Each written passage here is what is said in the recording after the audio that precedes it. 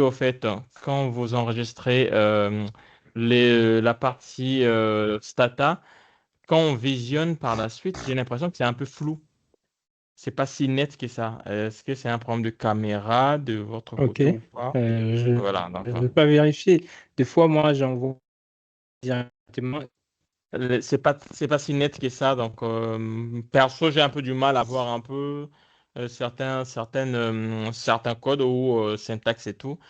Et c'est ça. Mais après, comme je vais assister, j'imagine, j'essaye juste en écoutant et puis de voir aussi dans le module pour recopier ou taper de moi-même.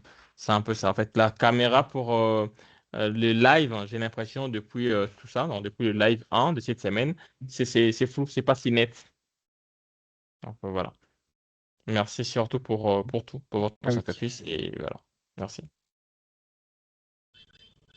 D'accord. D'accord, merci. En général, votre avis est positif et ça, ça me touche beaucoup. Cette semaine, je ne sais pas, il y avait vraiment beaucoup de difficultés. Même hier, il y a Monsieur Eloge qui nous a aidé à partager. Probablement, c'est chez moi qui a la connexion. J'essaie de demander aux fournisseurs c'est quoi le problème. Ils ont changé le wifi que j'utilisais, mais jusqu'à là, oui, il y a eu un petit changement. Je pense que vous voyez mon écran, j'ai pu partager, mais hier, c'était un peu vraiment difficile. Mais quand même, j'essaie de faire quelque chose, mais chaque fois, je me bats pour que les choses deviennent encore de plus en plus bien. Mais vos remarques sont bien notées. J'ai tâcherai de voir par la suite, pour d'autres formations qui vont venir, comment régler ces côtés-là, visibilité, voire même dans les jours à venir, j'aurai à faire de vidéos où je rentrerai si pas mal de points. Comme sur SPC, je vous dois encore une vidéo sur le nettoyage des données. Je n'ai pas juste encore trouvé le temps pour le faire, mais je vous dois encore certaines vidéos. Je pense que quand je fais des vidéos préenregistrées, c'est plus net et clair pour vous aider à voir et à faire les choses plus bien. Merci beaucoup, Monsieur Widi. Monsieur Placide, à vous la parole. Ok, merci beaucoup, cher coach formateur. Je remercie également tous ceux avec qui nous travaillons depuis un certain moment. Il faut noter tout simplement que il y a un chapeau, un gros chapeau qu'il faut qu'on vous tire parce que c'est transmettre déjà un savoir, ça demande beaucoup d'efforts. Et encore tous les jours, c'est pas vraiment facile. Je le dis parce que moi-même, je suis dans le domaine de community management, tout ce qui est webmaster. Je donne des formations, mais je vous avoue que je ne peux pas le faire tous les jours parce que ça fatigue beaucoup. Ça fatigue beaucoup. Donc, pour cela, tout simplement, moi, je tiens à vous dire un grand merci. Et les ressources que nous recevons aussi, c'est transmis de manière, j'allais dire, plus que fidèle. C'est vrai que ça demande encore beaucoup d'exercices à notre niveau pour avoir la main. Et voilà, ça demande beaucoup d'exercices. À mon niveau, par exemple, il y a des jours, je travaille comme un réceptionniste dans une salle. Ça fait que il y a des jours, la soirée, je suis au travail, mais je suis toujours, ça me donne encore le courage parce que la manière dont c'est transmis, on sent vraiment de l'amour dans la chose. Donc, ça fait que moi, personnellement, ça m'encourage davantage à foncer. Ça m'encourage davantage à foncer. Et c'est le moment pour moi, tout simplement, d'appeler tous ceux encore qui n'ont pas encore pris et la certification de le faire. Ça encourage aussi le formateur. Parce qu'à ce prix-là, moi, je trouve quand même que c'est donné tout simplement. Bon, je le dis parce que j'ai pris également une autre formation dans ce domaine, mais c'est pas à ce prix, en tout cas. Donc, je tiens vraiment à vous remercier de tout cœur et à encourager tous ceux qui hésitent encore de foncer. Il faut encourager parce que transmettre son savoir, c'est pas une chose facile. Ouais. Vraiment, c'est ça, c'est mon message de fond que je veux vraiment donner. Et surtout, c'est d'avoir le courage aussi de pratiquer après. C'est ça qui est important. Moi, personnellement, il y a des vidéos que je n'ai pas pu suivre, mais je sais que je dois forcément me rattraper pour avoir la main comme il le faut. Vraiment, merci encore à tout le monde. Merci, formateur. D'accord. Merci beaucoup à vous, Monsieur Placide. Euh, pour que j'oublie pas ça. Nous sommes en train de voir plusieurs outils. On a déjà vu, bon, les 4 semaines, nous avons parlé de plusieurs outils. Il y a certains outils qui étaient simples pour vous. Il y a quelqu'un qui a vu que Excel était plus facile et plus rapide pour lui d'apprendre et Power BI. D'autres, c'est plutôt Stata qu'ils apprécient. D'autres, c'est plutôt SPSS qu'ils apprécient. D'autres, c'est plutôt un autre Coach, outil. on vous entend Lorsque... difficilement vraiment. Là, c'est vous avec votre réseau. Comme... Nous suivons bien.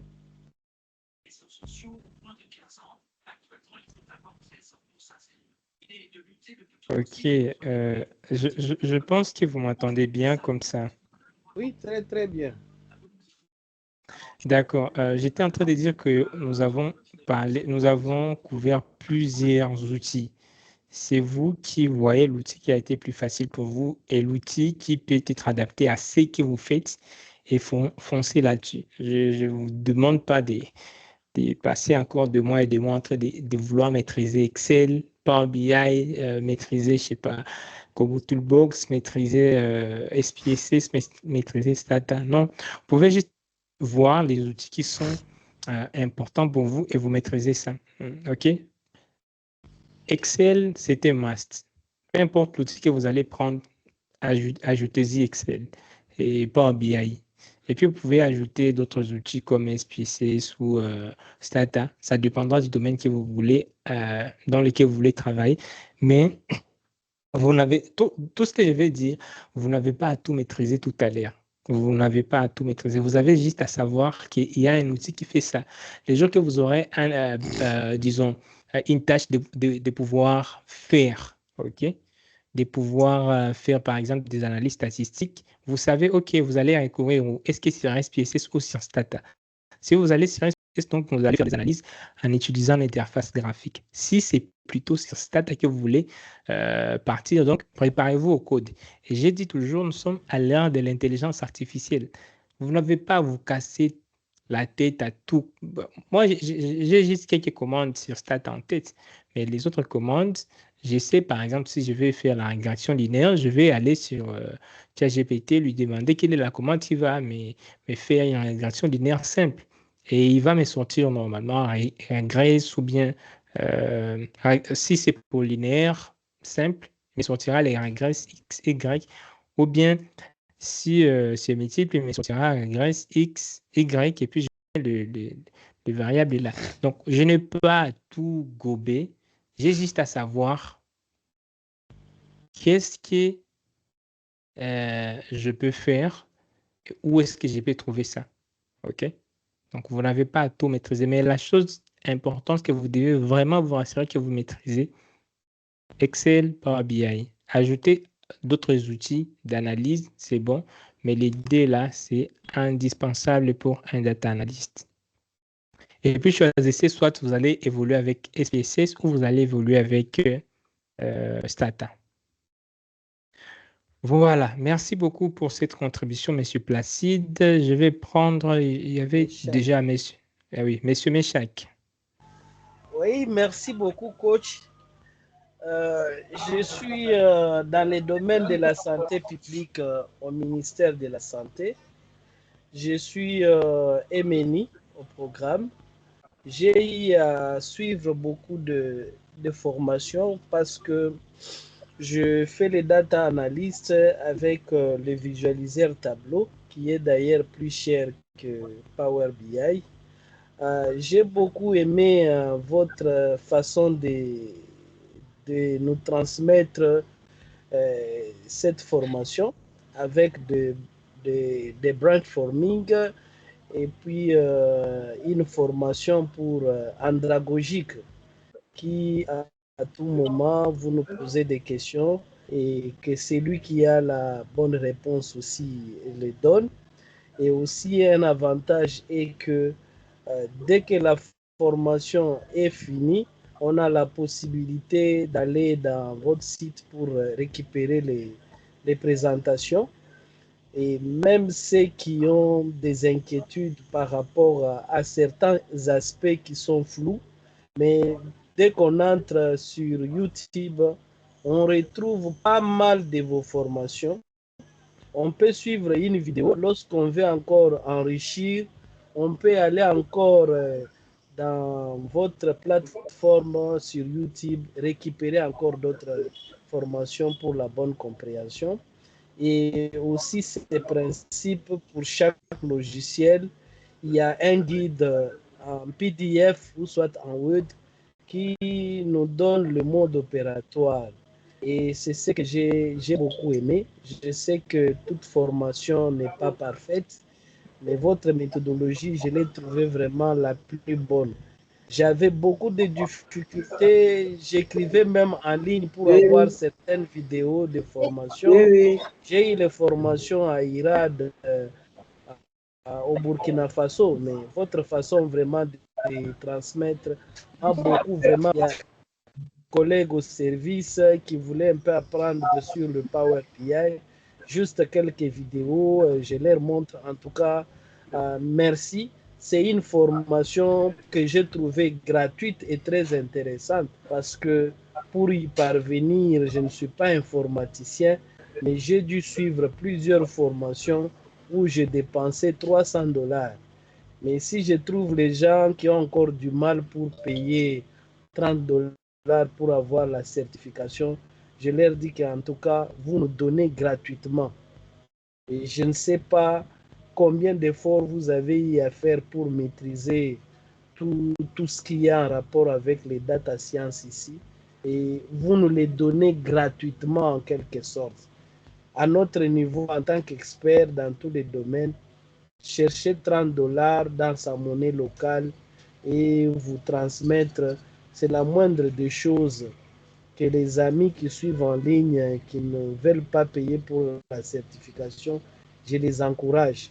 En tout cas, c'est un domaine qui est d'actualité aujourd'hui sur les data science, dans tous les domaines. Merci. Merci beaucoup, monsieur Meshakin. Ça me plaît beaucoup quand j'entends les amis encourager les certificats. C'est bon, il faut payer pour la certification, les amis. C'est comme ça que j'achète la connexion Internet. C'est comme ça que je paye l'abonnement pour vous envoyer le mail. L'outil que j'utilise pour envoyer des mails, ça coûte à peu près 60 quelques euros par mois. Donc, il faut payer aussi la publicité Facebook, il faut payer pas mal de choses. Et ça, juste pour vous offrir la formation gratuitement. Et donc, si vous contribuez, ça peut être une bonne chose. YouTube ne paye pas. YouTube me paye peut-être 30 $ par mois ou 35, des fois 40, 77. Donc, je peux pas dire que YouTube va me donner de l'argent, mais je le fais juste par amour, avec passion.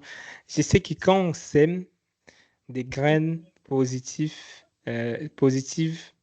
dans l'univers, on récolte toujours de bonnes choses. Et c'est pourquoi je le fais avec courage, même si ma santé n'est pas trop bonne chaque fois, même si ma connexion n'est pas trop bonne chaque fois. Mais quand même, j'essaie de faire mon mieux, en fait, pour pouvoir vous aider à évoluer. Je pense vous l'avoir dit, hein, c'est ce qui m'a encouragé encore plus. Je pense que c'était au début de cette année, il y a quelqu'un qui suivait la formation et puis il n'avait pas de boulot et puis ses enfants avaient du mal vraiment à étudier, mais il a commencé à suivre la formation. Par la grâce de Dieu, il a trouvé un boulot. Ses enfants qui ne pouvaient pas aller à l'école ont pu trouver la possibilité d'aller à l'école parce que leur papa pourrait payer pour eux les études. Et je me suis dit, oh mon Dieu, j'ai contribué à ce que cet enfant aussi aille à l'école parce que son papa a suivi la formation chez moi et j'ai les capacités gratuitement, il a trouvé un boulot. Apporter des contributions pareilles, ça me touche et ça me donne le courage de le faire toujours et toujours et toujours. Sinon, merci. Encourager aussi avec la certification, c'est une bonne chose. Et merci pour tous qui ont fait ça. Je suis vraiment reconnaissant. Je vois pas mal d'entre vous qui ont contribué. Félicitations vraiment à vous. Ça fait à ce que ce travail ne cesse pas. Et ma prière est que là où vous avez tiré les 30 $ pour contribuer, que Dieu les fasse poisson, que vous ne manquez de rien. Parce que vous faites à ce que cette formation puisse continuer à être gratuite. Voilà, je vais prendre la dernière personne. Il est déjà presque 30. On va parler des régressions, des analyses avancées. Normalement, on avait déjà parlé de ça théoriquement sur SPSS. Ce soir, on va juste essayer de voir comment ce qu'on avait vu sur SPSS, comment on peut le faire aussi sur Stata. Et puis, je vais vous présenter les travaux qu'on va exposer demain. Donc, ce soir, je vous laisserai vraiment assez de temps pour vous préparer, travailler sur vos projets. Comme vous l'avez vu la dernière page dans ce module, comme on le fait chaque fois, il y a un projet, OK, sur lequel vous devez travailler. Je pense que ça va vous prendre pas mal de temps, peut-être 1 ou 2 heures, voire même 3 heures, ça dépendra des sujets sur lesquels vous allez travailler. Donc, ce soir, je ne serai pas trop long. Je prends la dernière personne et puis je passe à ma présentation de ce soir. Je pense que je prendrai 30 minutes et les autres minutes qui vont rester, on va commencer à se préparer à l'exposé de demain. Qui d'autre qui voulait aussi ajouter quelque chose? Monsieur Jean Romain.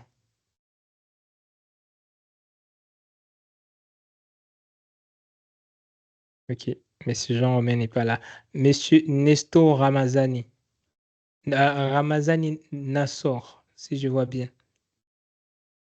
Monsieur Nassor, est-ce que vous pouvez ouvrir votre micro?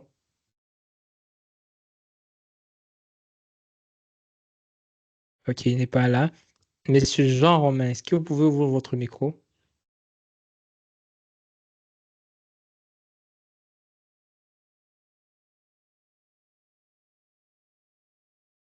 Est-ce que vous m'entendez bien?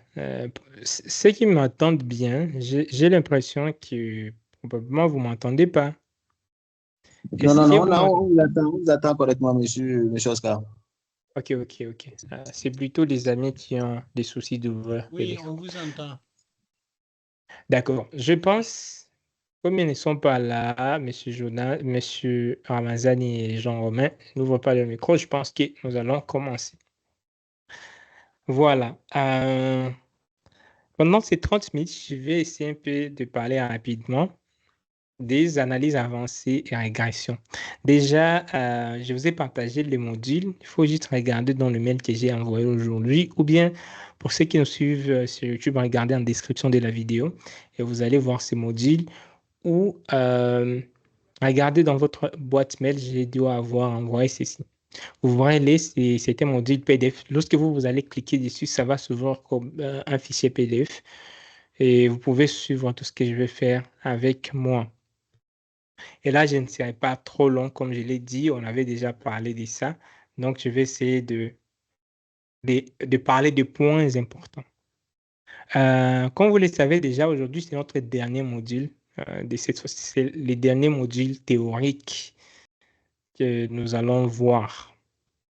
Et là, on a passé 4 bonnes semaines en train d'apprendre l'analyse des données. Je sais bien que vous avez appris pas mal de choses. C'est comme je le disais quand les amis intervenaient.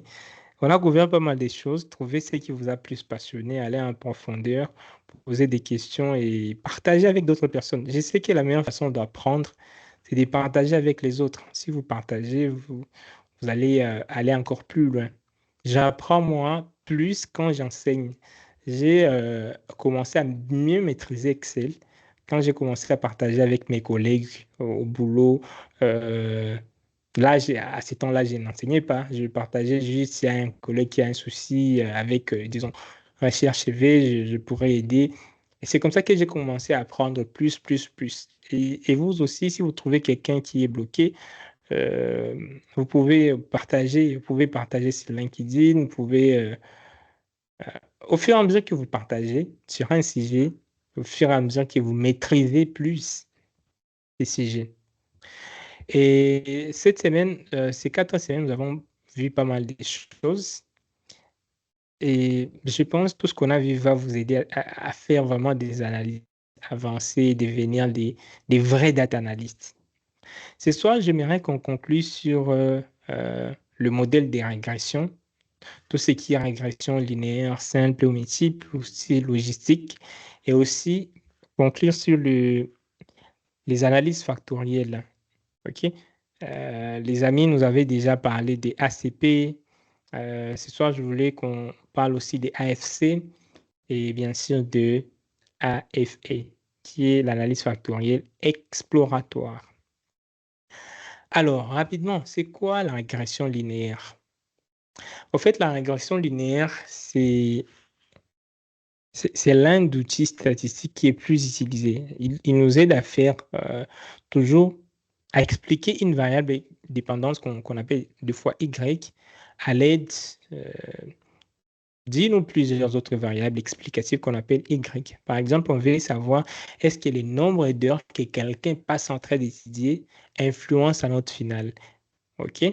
Si on veut étudier la relation entre le nombre d'heures étudiées et la note finale, là, on peut faire un modèle de régression. S'il y a plusieurs paramètres, s'il y a plusieurs variables qui font à ce que notre variable dépendante change, ça, on appelle la régression linéaire multiple. S'il n'y a qu'une seule variable, là, on appelle la régression linéaire simple. Et son équation ressemble à ça. Nous avons les bêta O qui était la constante. OK? On y ajoute bêta 1x. Les bêta 1, c'était la pente ou bien la variation moyenne de Y quand X augmente. Et puis, il y avait aussi les epsilon ici, qu'on appelait intermédiaires, qui influencent des facteurs non pris en compte. Et donc, avec cette équation, on pourrait trouver le modèle de régression linéaire simple. S'il reste PSS, il fallait aller dans le menu et puis rentrer les variables. Mais sur Stata, il faut juste faire reges. Vous mettez deux variables dont vous voulez comparer. Dans mon cas ici, je suis en train de voir la régression entre les revenus et l'éducation. Est-ce que les revenus qu'on a est influencé par l'éducation, le nombre d'années qu'on a passé en train d'étudier? Il y a une base de données que je vous ai partagée. Donc, je vais voir Spreadsheets ici et vous partagez cette base de données.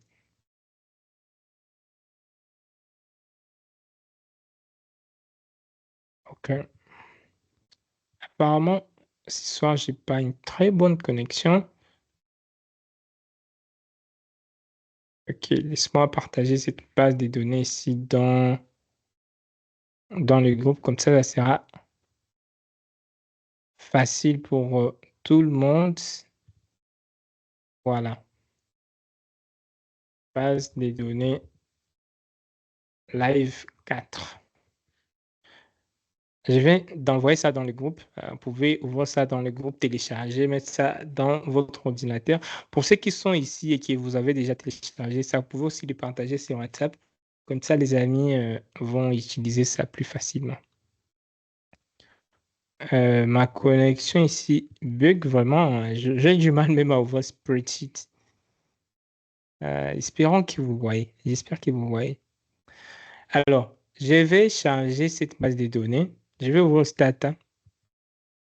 Je viens ici sur Fichier et puis j'ai fait Importer. Je vais importer un fichier Excel. Je sélectionne le fichier. Et le fichier se trouve ici dans téléchargement qui s'appelle Revenu étudiant.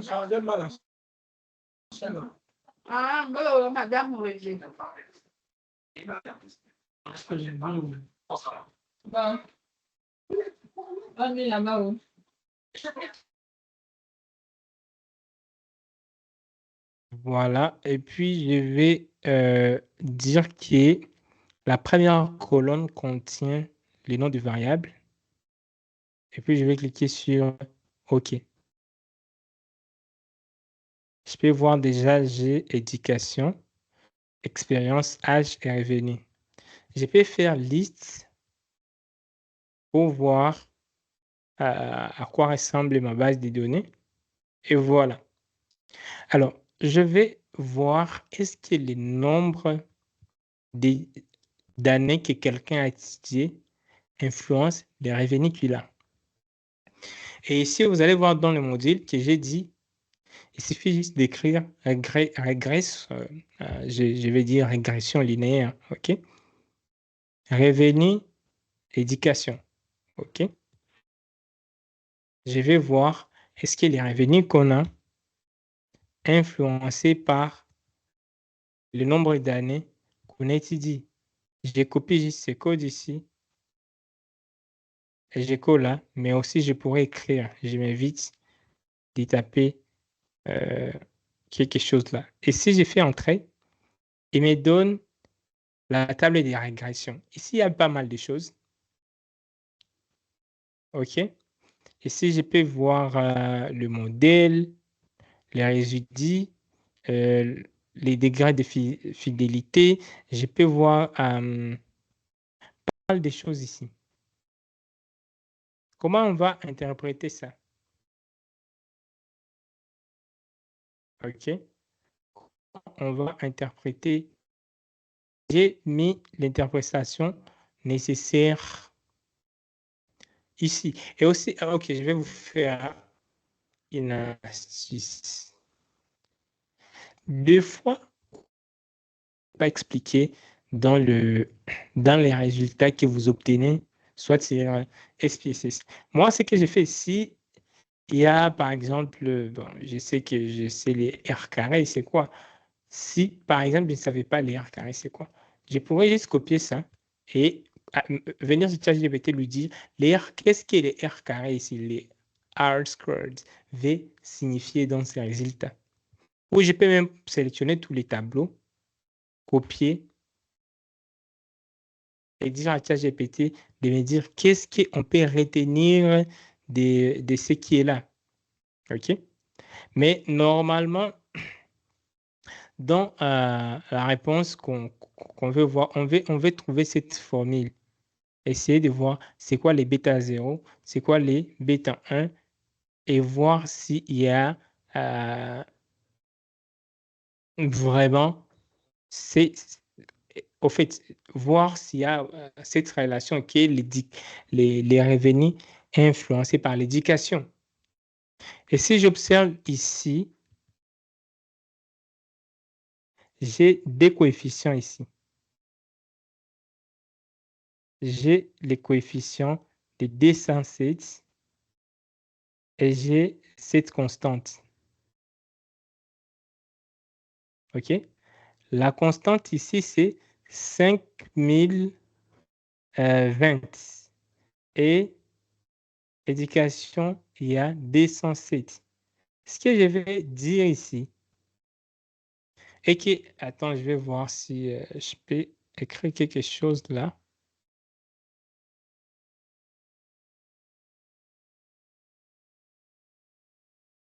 Est-ce que j'ai la possibilité d'écrire?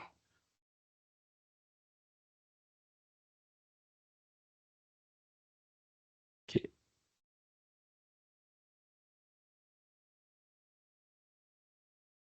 OK, je suis en train de voir si j'aurai la possibilité de pouvoir... Ah non, ça ne me donne pas la possibilité de pouvoir écrire. Je pourrais vous montrer ce que je suis en train de dire là. Normalement, cette équation, on va faire y ici, doit être égal à ce coefficient qui est ici. 520 plus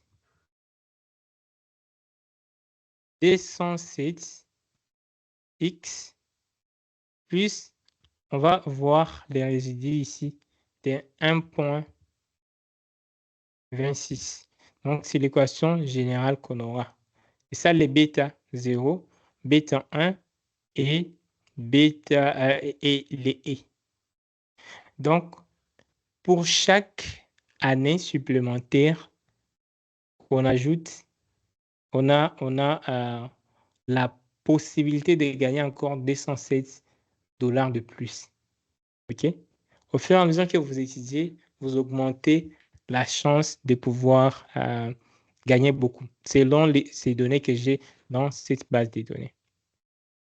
Et là, c'est ce qu'on appelle la régression linéaire simple. Lorsque j'essaie juste de vouloir expliquer cette variable y avec une seule variable explicative x, éducation dans mon cas ici. Parlons rapidement de la régression linéaire multiple. On fera la même chose qu'on a fait pour la régression linéaire simple, mais par la suite, cette fois-ci, on va ajouter autant de variables qu'on a. OK? Ici, j'ai fait toujours régresse, revenu, éducation. Ça, c'est la formule pour trouver la régression linéaire simple. Et si j'ajoute des autres variables, donc l'expérience que la personne a et l'âge. Est-ce que l'âge de la personne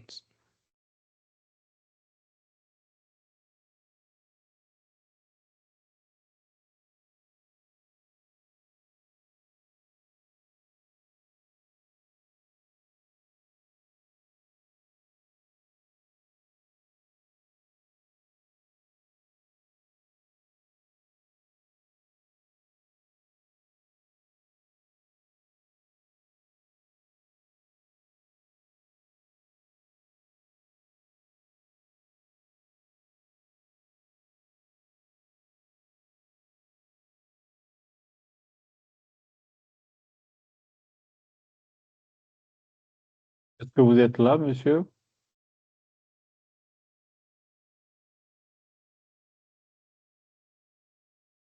Oui, on est là, mais on n'écoute pas les coachs.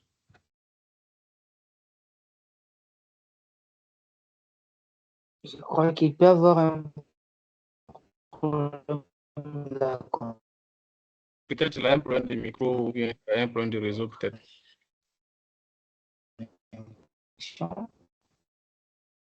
Il semble que, comme il a dit, il a un problème de connexion.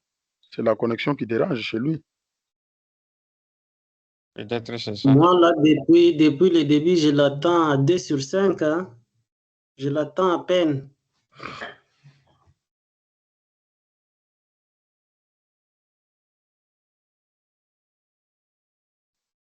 Pour aujourd'hui, suivre le Pour les coach jeunes. pendant 10 minutes affilées, ou bien là, c'est compliqué.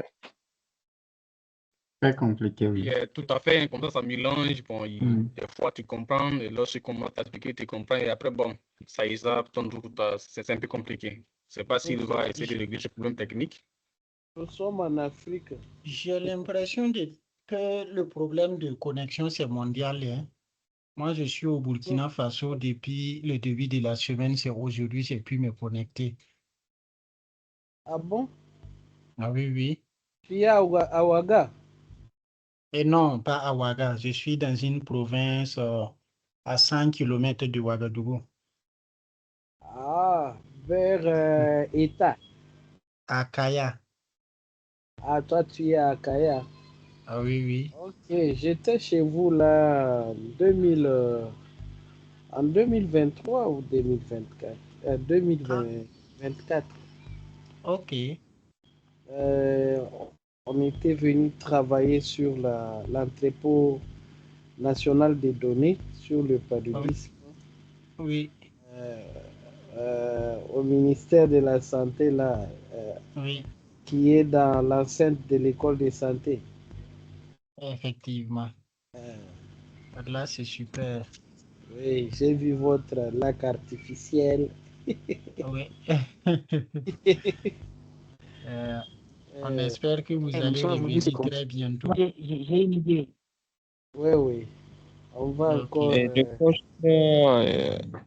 depuis, il n'est pas encore revenu. J'ai fait aussi les data analyses chez vous là à Irad.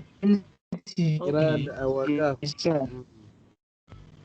Ah, donc, vous connaissez le Burkina parfaitement. Oui, oui, je connais les lieux chauds de Burkina où vous chantez, Entendez? où on met la musique congolaise dans les karaokés. Là. Effectivement. Puis on a C'est ça. mangé les poulets les poulets bicyclettes, Ouais, les poulets de Yaoundé. c'est ça. Ok, je suis de retour. Ouais. Très Probablement. ravi de votre retour. Ouais, probablement.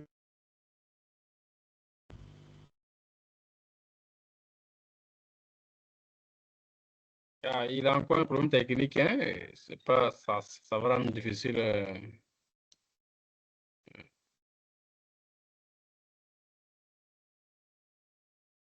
Il dit le retour, il faut l'attendre.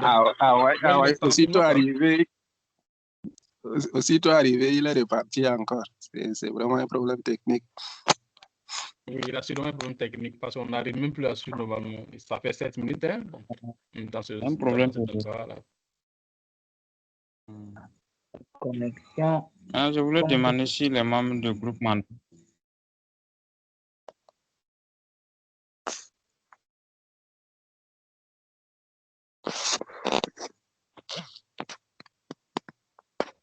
Ok. Est-ce que vous m'entendez? Ce soir, ça bug.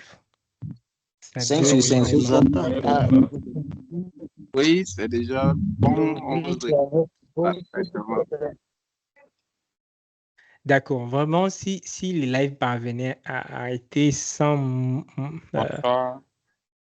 si les lives... bonsoir à tous. Si les lives arrivaient à bugger ou bien à couper sans que je ne trouve le moyen de revenir.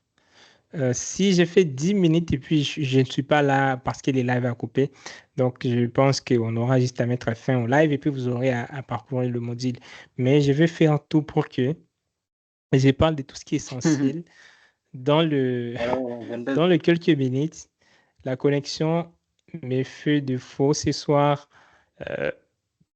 Vraiment, je suis désolé pour ça. Mais anyway, on peut continuer. J'étais en train de parler de la régression alors multiple. J'ai dit que c'était la même chose que la régression linéaire simple, mais là, si on aura plusieurs variables. OK? On voit est-ce que l'âge, l'expérience, l'éducation influencent les revenus que la personne aura. Alors, je vais juste copier cette commande que j'ai fait là et je vais venir mettre ça ici sur Stata. J'efface là, je fais CTRL-V et je fais Entrée. J'aurai le même tableau des régressions, OK, que j'ai eu pour la première fois. Mais regardez ici ce qui est important. J'ai mon Y qui sera égal à la constante. La constante, c'est de moins 781.4 plus 88.6 âge, je vais mettre ici âge, plus 123 expérience, plus 229 éducation. Donc, chaque fois, quand vous voulez définir les revenus que la personne aura, on aura cette équation ici. On fera 781 plus 88.6 multiplié par âge, plus 123 multiplié par expérience, plus 129 multiplié par les niveaux d'éducation. Et c'est ça ce qui définira les revenus de cette personne. On a aussi pas mal d'informations qui sont ici. Je vous ai mis ici dans le module comment vous pouvez interpréter ça. Nous avons par exemple les coefficients bêta, okay, qui nous donnent l'impact marginal de chaque variable explicative. Vous pouvez voir ça ici. Non, normalement, non. Ici, les coefficients bêta. C'est que j'ai mis là. La deuxième chose, on peut voir le p-value ou probability, voir si c'est supérieur à t. C'est au fait la significativité statistique du coefficient. Est-ce que les coefficients significatifs ou non significatifs? On sait toujours que si le p-value est inférieur à 0,5, donc l'effet est significatif. Dans les cas contraires, l'effet n'est pas significatif. On a les R carrés qui nous montrent la part de la variance des Y expliquée par le modèle. OK? Et cela veut dire, par exemple, si on a un R carré à 0,70, donc le modèle explique 70% de la variation du revenu. Je peux venir voir ici mon R carré et des de 53%. Donc, le modèle ici, à 53%, explique les revenus. Et là, ce n'est pas vraiment trop significatif. Donc, on peut avoir, oui, on peut avoir des biais dans l'équation ici.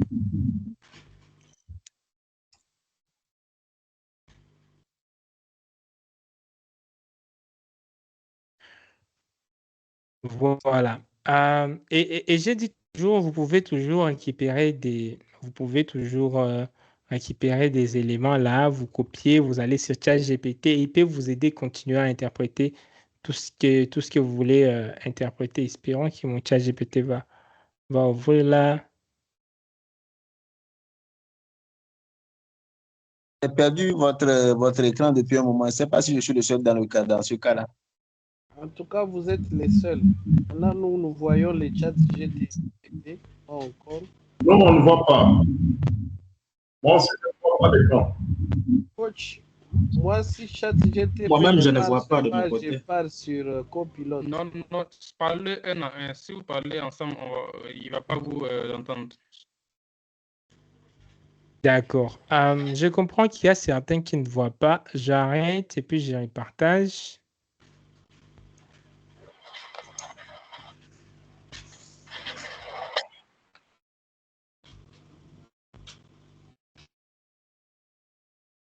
Je repartage encore. Et aussi, fermez vos micros, s'il vous plaît. Je repartage encore. Je peux voir que cette fois-ci, là, normalement, vous devez voir mon écran. OK? Est-ce que vous pouvez me faire signe si vous le voyez en faisant 5 sur 5 dans les chats? Si vous voyez mon écran bien, vous pouvez faire 5 sur 5 dans les chats. Je verrai juste à côté.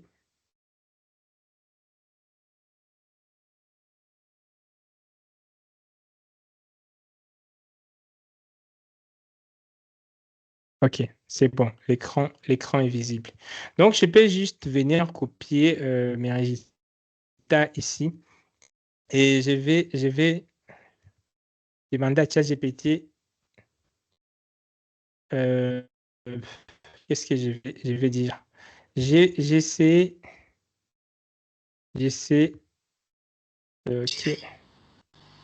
de faire un modèle.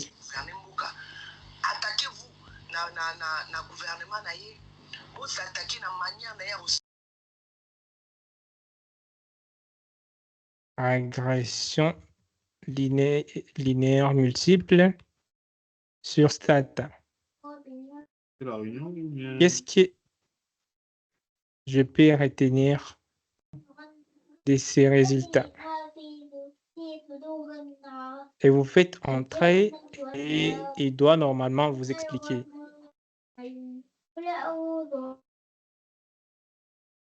OK. Et il nous dit ici que le R carré est égal à 0,53, donc environ 74% de la variation du revenu est expliquée par les trois variables, donc éducation, expérience, âge. Ce n'est pas parfait, mais c'est une bonne explication dans les sciences sociales et économiques. C'est presque la même chose que ce que j'ai dit. Les F de 3 et 146, il dit que c'est égal à 56,44 et nous disent que c'est supérieur à F qui doit être égal à 0,000.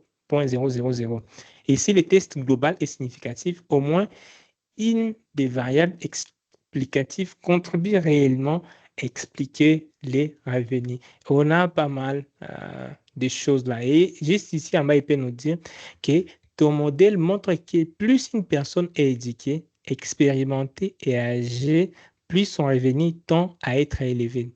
Et l'explication est statistiquement solide. Toutefois, il faut rester car d'autres variables importantes ne sont pas incluses. OK? Donc, aujourd'hui, interpréter vos résultats, ChatGPT peut vous aider à les faire. Il faut juste avoir fait. Vous savez ce que vous allez faire, quelles commandes utiliser, et puis les résultats. Chaque fois, il peut vous expliquer. Cela signifie quoi? Je pourrais lui demander qu'est-ce qu'est-ce que ceci signifie, qu'est-ce que ces coefficients signifient, et il va toujours me donner des résultats, des explications valables. Voilà comment on fait la régression linéaire simple.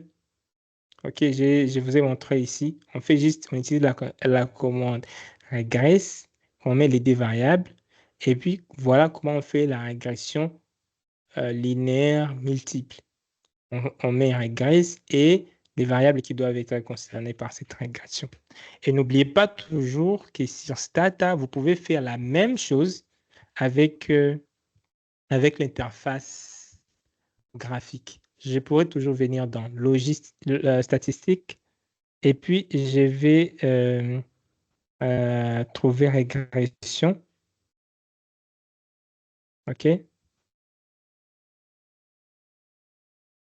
Et comme j'utilise pas trop souvent cette partie interface graphique, espérons que je vais voir là où, voilà.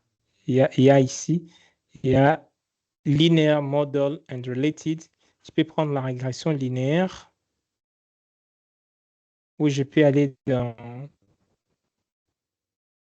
autre chose que je vais ici. Je vais juste prendre la première ici, Linear Regression. Il me demande la variable dépendante. Je suis en train de dire que c'est les revenus et les variables dépendants. Je vais mettre par exemple, on a mis quoi ici? On a mis éducation, on a mis expérience et on a mis âge. Et puis je fais OK. Et il me donne le même code et le même résultat. Donc, vous pouvez soit écrire votre commande ici ou soit utiliser l'interface, mais ça va revenir à la même chose. Voilà. Retournons dans le module. Il y a des exemples pratiques que j'ai mis là. Et aussi, vous pouvez continuer à habituer avec la base de données que je vous ai partagée. Et vous allez trouver quelque chose. Les temps avancent. Les 30 minutes que je me suis fixé ont pris fin. Essayons de voir quelque chose qui est là. Oui, il a essayé d'expliquer tout ce que j'ai dit là. Voilà. Parlons un peu de la régression logistique. Je pense comme le temps file, je vais juste expliquer ce qui est dans le module, mais pour le code, vous pourrez le faire de vous-même quand vous serez en train de pratiquer. Pour ce qui était là la semaine passée, on avait aussi parlé de la régression logistique. Au fait, la régression logistique, c'est une extension de la régression. Mais ici, c'est adapté aux situations où la variable est dépendante et binaire ou dichotomique. On a que deux possibilités. Oui ou non, vrai ou faux, 0 ou 1, échec ou succès, malade ou pas malade. Donc, quand chaque fois on a la variable dépendante y qui peut être binaire, ici on va venir utiliser la régression logistique. Et au fait, la régression logistique n'est pas adaptée, la régression linéaire n'est pas adaptée pour ces types de Y, car elle peut prédire les variables impossibles. Et là, on a les nombres qui doivent être compris entre soit inférieur à 0 ou soit supérieur à 0. Ce sont des cas impossibles. Alors, la régression logistique corrige cela en travaillant avec des possibilités, avec des probabilités, autant pour moi. Et il y a une formule là de la régression logistique. On n'est pas trop mathématique, on fait comment on le fait. Imaginez qu'on veut expliquer la probabilité qu'un étudiant réussisse à son examen ou échoue. On a deux réponses, soit il réussit, soit il échoue. Les variables explicatives, on aura le nombre d'heures qu'il a étudié ou la présence au cours. Est-ce que si l'étudiant étudie beaucoup et se présente très souvent au cours, il aura la chance de réussir? Oui ou non? Donc, Si on veut étudier ça, on va utiliser la régression logistique. Et comment ça se passe? Vous mettez juste logit et vous mettez la variable que vous voulez étudier, recite, et là, on essaie d'étudier juste une seule variable. OK? R d'étude. Ça, c'est ce qu'on appelle la régression logistique simple. Est-ce que les R, les nombres d'R qu'un étudiant étudie peuvent influencer sa réussite? Quand on a la régression logistique multiple, donc on aura plusieurs variables, on va essayer de les croiser pour voir s'ils influencent cette réussite. Les odds ratios, au fait, ça nous aide à simplifier l'interprétation tout en transformant les coefficients en odds ratio. Odds, c'est pair en fait, des ratios pairs. Et ici, si l'odd ratio est égal à 1,5 pour les R, normalement, quand j'ai calculé, j'avais trouvé 1,5. Cela signifie que chaque heure supplémentaire qu'un étudiant étudie va augmenter 35% des chances de réussir. Et si, disons, les hautes durations est des 0,80, donc pour chaque unité de présence, va réduire 20% des chances de l'étudiant de réussir. Et comme toujours, si Stata vous donne des coefficients là, les autres ratios, vous pouvez toujours revenir sur ChatGPT et trouver des interprétations par rapport à ça. Vérification du modèle, il y avait un exercice là. Voilà. Parlons du dernier point, les ACP, les AFC et les AFE. J'aimerais pour ceux qui... Je ne sais pas si... qui avait pris...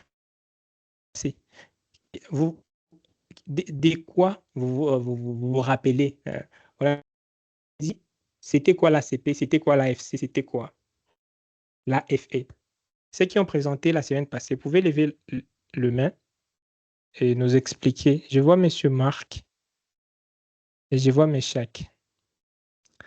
C'est quoi l'ACP? C'est quoi l'AFE? C'est quoi l'AFC? Et pourquoi même l'utiliser?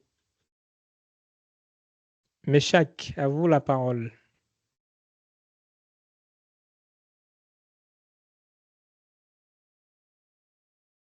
Meshach n'est pas là.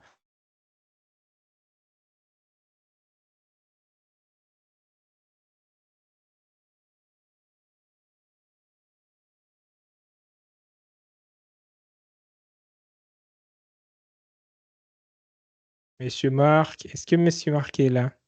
Si Monsieur Marc n'est pas là, on peut prendre Samuel. Ouvrez juste votre microphone et expliquez-nous c'est quoi l'ACP, c'est quoi ces modèles, c'est pourquoi on veut vouloir faire des analyses factorielles. Ok, Samuel n'est pas aussi là. Monsieur Widi. Oui, donc les analyses factorielles, si j'ai compris, c'est pour expliquer les corrélations entre différentes variables. Par exemple, pour l'ACP, on pense à utiliser l'ACP quand il s'agit des variables continues, c'est-à-dire quantitatives, ou aussi j'ai vu dans une vidéo qu'il s'agit aussi des variables ordinales. Et quand on a des variables catégorielles, c'est-à-dire qualitatives, là on pense à l'AFC. Et l'AFE, c'est quand on veut découvrir la structure latente, réduire les items et vérifier la validité d'un questionnaire, par exemple pédagogie, éducation. Donc là, on utilise l'AFE. Ok, bien qu'on vous attend, personnellement, je vous entends difficilement. Apparemment, ça bégue.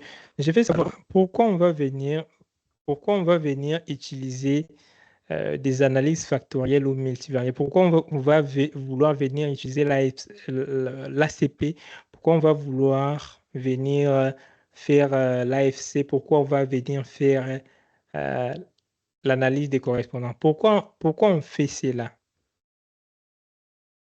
Pour expliquer la corrélation entre différentes variables, c'est ça? Oui. Je ne sais pas si c'est moi-même qui vous entends difficilement. Vous crachez, vous sentez... Allô? Est-ce que vous pouvez C'est fermer pareil pour votre tout le monde. microphone? Ok. C'est pareil pour tout le monde. Désolé alors. Moi, je vous entends très bien. Ok. Mais quand même, je pense que j'ai un peu saisi ce que vous aviez dit. Quand est-ce qu'il faut utiliser pour des variables catégorielles, pour des variables, pour différents types de variables au fait. Mais en général, on va utiliser ces modèles lorsqu'on a beaucoup de variables. Lorsqu'on a beaucoup de variables, on a des centaines de variables dans nos... Sans perdre trop d'informations, on va identifier la structure cachée. On va identifier des structures cachées ou des dimensions sous-jacentes où on veut faciliter la visualisation et l'interprétation des données. Et il y a 3 méthodes pour ça. L'AFC, l'AFE et l'ACP, pardon, l'AFE et l'AFC. L'ACP, retenez bien que c'est juste pour nous aider à résumer des données avec moins de variables qu'on va appeler les composantes. OK? Analyse des composants principales, ACP, qu'on appelle Principal Component Analysis, ou bien des PCA en anglais. Et on va même, quand on veut faire les ACP, on va utiliser les termes ici, hein, la commande PCA, et puis on ajoute nos variables là. Et va nous aider à... Et donc, avec cette variable PCA, on peut étudier cette méthode ACP. Et nous aide à résumer les variables à moins de variables. Si on a 20 variables qui influencent les revenus d'une personne, on va essayer d'utiliser l'ACP pour voir est-ce qu'il n'y a pas seulement 2 ou 3 variables qui influencent les revenus d'une personne. OK. L'analyse factorielle exploratoire, lui, est différent de l'ACP. Lui, il va supposer que les variables observées reflètent des facteurs latents, des facteurs cachés. Par exemple, j'ai mis un exemple là. J'ai mis un exemple ici. La motivation scolaire et la discipline personnelle pourraient expliquer les notes dans plusieurs matières. Ce sont des variables un peu cachées, mais qui peuvent influencer la note dans plusieurs matières. Et on va utiliser les termes facteurs sur Stata. Donc, on mettra factor et puis on met les variables concernées et on trouvera et on essaiera de trouver nos analyses factorielles exploratoires. Et le dernier point, c'est l'analyse des correspondances ou AFC, Correspondence Analysis. Donc, je vais faire CA et je mets les variables. Au fait, c'est ce que M. Widi disait, l'AFC, lui, il est adapté aux variables qualitatives. Si les deux autres, ce sont des variables quantitatives, ici, lui, il va utiliser des variables qualitatives. Et donc, il va nous permettre de visualiser. Normalement, quand on fait ça, okay, il nous génère plutôt un graphique. Je pense pour ceux qui étaient là pour SPSS, ils ont vu que l'AFC nous donnait un graphique qui va nous aider à visualiser les relations entre modalités dans un espace réduit. Si je prends ça et que je mette sur... est-ce qu'on a une filière ici? Là, c'est une autre base de données. Je vais juste voir, par exemple, revenu. Je peux double-cliquer ici revenu et j'ai double-cliqué ici sur expérience. Et si je fais entrer, OK, revenu n'est pas défini. Comment ça? Summarize. Revenu. Il est là, CA. Ah, OK. Ce sont des variables catégorielles. OK. Malheureusement, ici, moi, j'ai des variables quantitatives partout. Donc, normalement, on doit avoir, pour l'AFC, on doit avoir des variables catégorielles. Normalement, ici, on pourrait utiliser une autre base de données où il y a des filières et il y a des sites. Il fallait que les variables soient qualitatives. Malheureusement, je n'ai pas mis cela à votre disposition.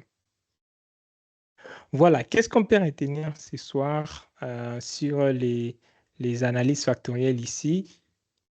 AFC, on a des variables quantitatives. AFP, on a des variables quantitatives. Et AFC, on a des variables qualitatives. Leur objectif pour ACP, c'est pour la réduction dimensionnelle. On va réduire le nombre de variables qu'on va étudier. Les AFE, c'est découvrir des facteurs cachés ou latents. Et AFC, c'est pour étudier des associations. Et là, nous aurons un graphique qui doit s'afficher et que nous pouvons interpréter facilement, même avec ChatGPT. Voilà, je pense qu'on est arrivé à la fin de la présentation de ce soir.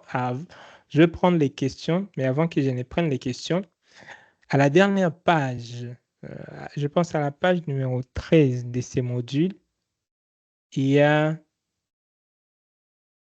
non, pas même à la page numéro 13, à la page numéro 21, page 21, ok. Si c'est 21 ou 21, je ne sais pas. C'est une page. À l'avant-dernière page, on a un projet intégrateur. Okay? On va faire la même chose qu'on avait fait sur Kobo Toolbox. Donc, l'objectif sera que chacun d'entre vous génère un cas adapté à son domaine. Et vous allez créer une base de données fictive mais réaliste avec ChatGPT. Vous allez importer les données que ChatGPT vous aura données sur Stata et vous allez réaliser quelques statistiques descriptives, des tests et des modèles de régression. Et enfin, vous allez mettre dans un document Word un mini-rapport professionnel. Et donc, vous allez commencer par définir votre thème. Si vous êtes médecin, vous cherchez un thème que vous allez utiliser. Si vous êtes enseignant, si vous êtes agronome, économiste, c'est vous-même qui allez définir. Par exemple, vous êtes médecin, vous allez dire, vous allez étudier l'étude sur le facteur de l'hypertension. Ceux qui sont dans l'économie peuvent étudier les déterminants du revenu des ménages. Les humanitaires peuvent utiliser études sur la vulnérabilité alimentaire de ménages. Okay. Quand vous aurez défini votre thème, vous allez alors générer votre cas pratique avec ChatGPT. Donc, ce que vous allez lui donner, les prompts est là. Je vous ai mis un prompt ici que vous allez venir taper sur ChatGPT. J'espère mettre ça en gras. Vous allez vous lui dire, agis comme un expert en santé, par exemple, en économie, vous mettez votre domaine là. Et vous allez lui dire de générer un cas de recherche avec une base de données fictive de 250 observations. Vous pouvez mettre le nombre d'observations que vous voulez et le nombre de variables que vous voulez. Et vous allez lui demander de proposer une hypothèse, 3 hypothèses à tester avec Stata.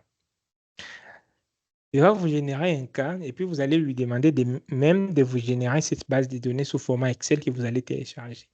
Alors vous allez venir importer cette base de données sur Excel, nettoyer et transformer les données. Vous allez essayer de découvrir la base en utilisant toutes les commandes qu'on a fait, même générer des graphiques. Vous allez faire des tests d'hypothèses nécessaires qui correspondront avec vos résultats. Et aussi, vous allez essayer de construire au moins un modèle de régression. C'est vous qui allez voir si vous ferez des régressions linéaires ou logistique, cela va dépendre avec votre cas. Et aussi, si c'est intéressant, vous pouvez faire des analyses factorielles, mais ça sera optionnel. Mais les autres ici, ça sera obligatoire pour tout le monde. Donc, ce que vous allez livrer demain, vous allez, dans la présentation, vous allez nous montrer dans un document Word les cas pratiques qui a été généré. Vous allez nous montrer sur Excel la base des données que vous avez importée sur Excel. Et puis, vous allez mettre dans un fichier do file toutes les analyses que vous avez faites. Comment on fait un do file? Je l'avais dit ici. Quand vous ouvrez Stata, vous pouvez cliquer ici sur New do file. Et c'est dans ces fichiers New do file au lieu de venir taper des commandes ici, vous pouvez venir écrire des commandes ici. OK? Si j'ai fait la première commande, j'ai fait analyse des, bon, disons, je vais faire découverte de la base des données. Si je vais découvrir la base des données, je vais faire summarize. Summarize. OK? Et puis, je vais lui dire quelques statistiques descriptives. Je peux utiliser par exemple describe, etc. Et chaque fois, quand il sera en train d'exécuter chaque ligne ici, là, il vient des summarize. Si je vais voir d'autres éléments, je peux exécuter ici et je peux voir la description. Même ici, je pourrais ajouter, disons, detail. J'exécute, j'ai quelques résultats là. Donc, moi, je vous demanderai juste de venir et montrer les 12 files que vous avez fait. Normalement, ça sera long avec beaucoup de lignes de code que vous aurez fait. Assurez-vous de commenter chaque fois. On a dit pour commenter, il faut utiliser des astérisques et enregistrer votre fichier do file, analyse finale, do file. Et puis, vous mettez les noms du projet. Médecine, par exemple, ou économétrie. TP final. Voilà. Et vous enregistrez. Et demain, vous allez juste présenter votre do file. Chaque fois, on sera en train d'exécuter ligne par ligne et on doit voir les résultats. Voilà ce que vous êtes appelé à faire. Je pense que on aura la journée, toute la journée de demain pour faire ça. Et puis, j'aimerais voir au moins 5 personnes, voire même 10 personnes partager leurs travaux demain. Et ça sera la fin de cette formation. Toute autre chose que je n'ai pas dit, ça se trouve dans le module. Les groupes est toujours ouvert. S'il y a des questions, s'il y a des suggestions, s'il y a quelque chose qui n'est pas clair dans tout ce que j'ai dit, revenez toujours dans le groupe, posez vos questions et je vais y répondre. Sinon, c'est la fin pour cette présentation. C'est la fin de ma dernière présentation dans cette formation. Merci beaucoup à tous. Je vais prendre les questions s'il y en a. Et ça sera la fin pour ce soir. Et je vais vous laisser aller travailler sur ces cas pratiques, les 2 dernières pages de ce module 4. Voilà, je prends M. Meshak, et puis M. Marc, et puis M. Widi. Meshak, vous avez la parole.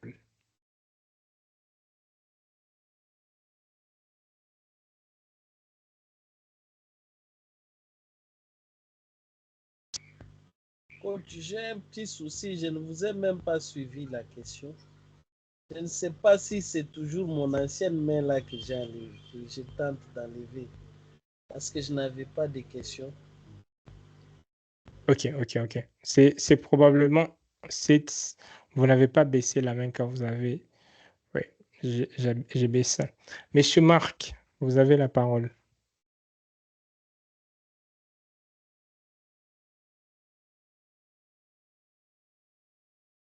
Monsieur Marc.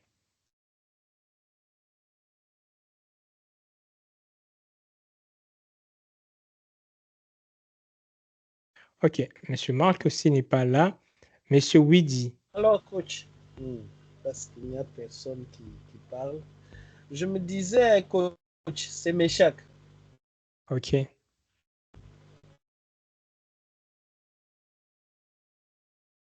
Nous vous écoutons, Meshach. Oui, je me disais que pour ne pas toujours aller générer des bases de données, comme nous en santé, il y a les enquêtes EDS, est-ce que je peux prendre un des fichiers DTA de l'enquête EDS où on peut trouver même les variables qualitatives pour faire d'autres régressions? Oui, Parce sans qu'il y a beaucoup problème. de variables Oui, il n'y a pas de problème. qualitatives, on peut faire des croisements.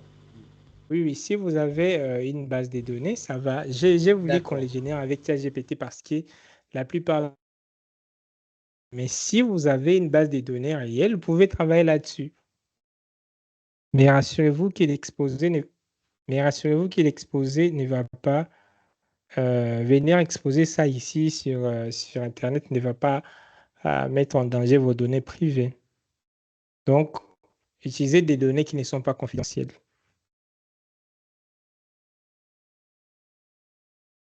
D'accord? Monsieur Widi, à vous la parole. Oui, coach. Moi, j'avais quelque chose. Tout à l'heure, j'ai essayé d'importer en fait le fichier sur étudiant et non le fichier du jour que vous avez envoyé. Et pour faire la régression linéaire, j'ai remarqué que quand je mettais cette régression linéaire multiple, quand je prenais en compte, donc il fallait justifier la note finale. Et moi, pour les variables indépendantes, j'ai mis, je veux dire ça, j'avais mis la bourse, l'âge, la filière et aussi les sexes. Et j'avais comme résultat nos observations. Et donc, c'est que quand je suis allé vraiment dans l'outil donc graphique, régression linéaire, et c'est là que je vu que ça ne me proposait même pas la variable. Donc, quand j'ai mis en Y la note finale, et côté variable dépendante en X, indépendante plutôt en X, ça ne proposait même pas les sexes pour justifier la note finale. Et donc, je me disais que c'était l'astuce aussi pour voir au cas où on a un doute, pour faire la régression linéaire qui n'en trouve pas. Et si on suit vraiment les schémas 1, donc dans statistiques, linéaires et tout, on verra que ça nous propose, donc en termes de variables dépendantes, ça nous propose, indépendante pour justifier la variable dépendante, ça nous proposera vraiment une liste établie, quoi. C'est ce que j'allais dire un peu. Donc du coup, j'ai eu pour justifier la note finale, si je devais faire la régression linéaire multiple, j'ai que la bourse et l'âge. Donc le sexe, non, ça ne faisait pas partie non plus la filière. D'accord, je comprends bien. Bien que je vous attendais encore avec beaucoup de difficultés, mais espérant que j'ai compris. Oui, mais espérant que j'ai compris ce qui était important. Oui, toujours vous pouvez venir là et puis voir. Des fois, vous pouvez faire des choses et vous trouvez qu'il y a des erreurs et tout. Venez dans le menu, dans l'interface graphique, essayez de faire quelques croisements là et voyez ce qui va se présenter.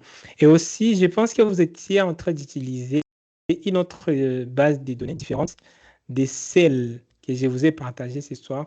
Cette base de données que je vous ai partagée ce soir n'avait qu'éducation, expérience, âge et revenu. Il n'y avait pas des notes ou... C'était pas la base étudiante. Peut-être... Non, oui. Justement, j'ai fait exprès en fait. Donc, j'avais téléchargé et, le fichier d'avant étudiant et non le fichier du jour en fait. Et donc, je faisais aussi la régression linéaire par rapport au fichier sur la note finale des étudiants. D'accord, je comprends bien. C'était notre base de données. Voilà. Mais c'est bon toujours d'essayer de voir, de croiser et voir ce que ça va donner. Et ce qui est bon, Stat a une très grande documentation. J'ai dit pour chaque commande, vous pouvez juste faire toujours help. Vous tapez la commande et il va vous dire qu'est-ce que fait cette commande. Je prends par exemple help summarize, mais Il m'a dit summarize. Vous pouvez aller sur ChatGPT, il va vous trouver des réponses. Vous pouvez même venir. Ils ont des tutoriels. Si je viens ici sur training, il me conduit sur le site stata.com/learn. Et là, je vais voir qu'il y a plusieurs ressources, bien que ces ressources soient en anglais. Attends, je vais agrandir ça. Vous pouvez voir même, il y a des cours complets. Introduction à Stata. Comment utiliser Stata efficacement. Les bases. Et vous pouvez vous enregistrer. Mais ce sont des cours qui sont en anglais. OK?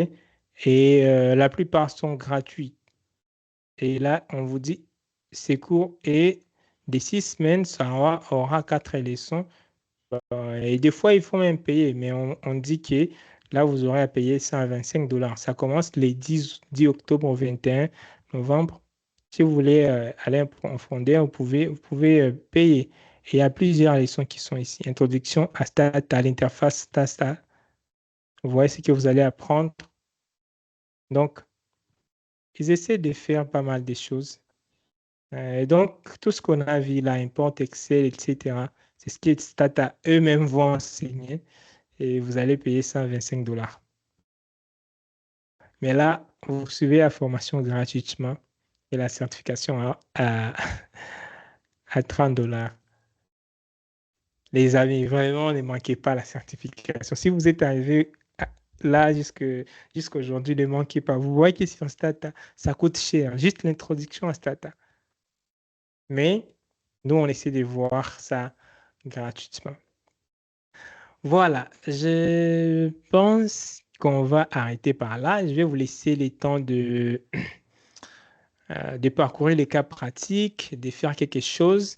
Et on va se retrouver demain pour la présentation et la conclusion finale pour cette formation.